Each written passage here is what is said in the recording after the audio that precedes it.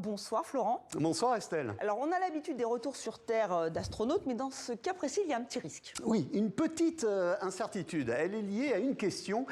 Comment va se comporter le module dans lequel se trouvent les passagers qui reviennent de la Lune?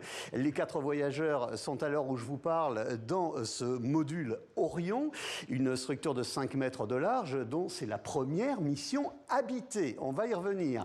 Voici à quoi ressemble ce module, en tout cas l'extérieur.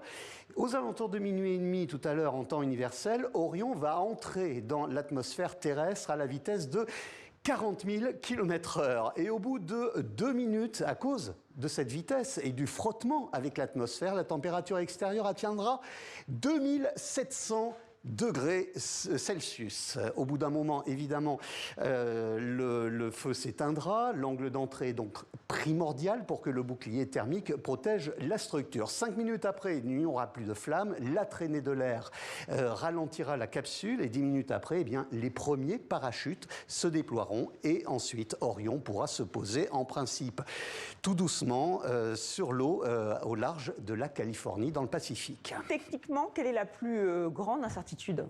Est-ce que ce module entrera dans l'atmosphère avec le bon angle? Et est-ce que sa structure tiendra le choc?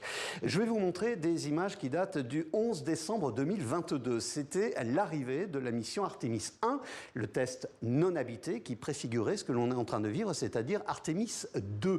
Eh bien, durant son entrée dans l'atmosphère à cause des frottements et de la chaleur, ce module Orion que l'on voit ici, eh bien, il a perdu des centaines de pièces.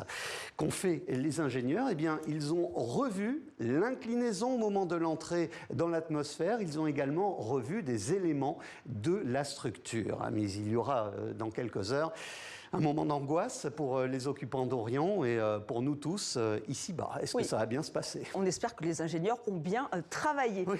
Et on va terminer avec une petite information, alors pas du tout technique, mais très TV5 Monde.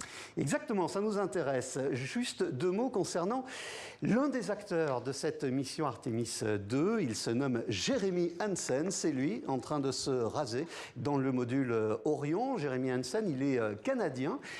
Il y a quelques heures, il a eu une discussion avec le Premier ministre de son pays. Écoutez l'échange.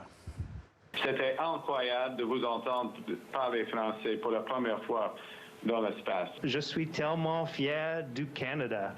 C'est le Canada qui a fait le travail de créer cette opportunité d'être ici dans l'espace lointain. Alors, Canada, je suis aussi fier de vous.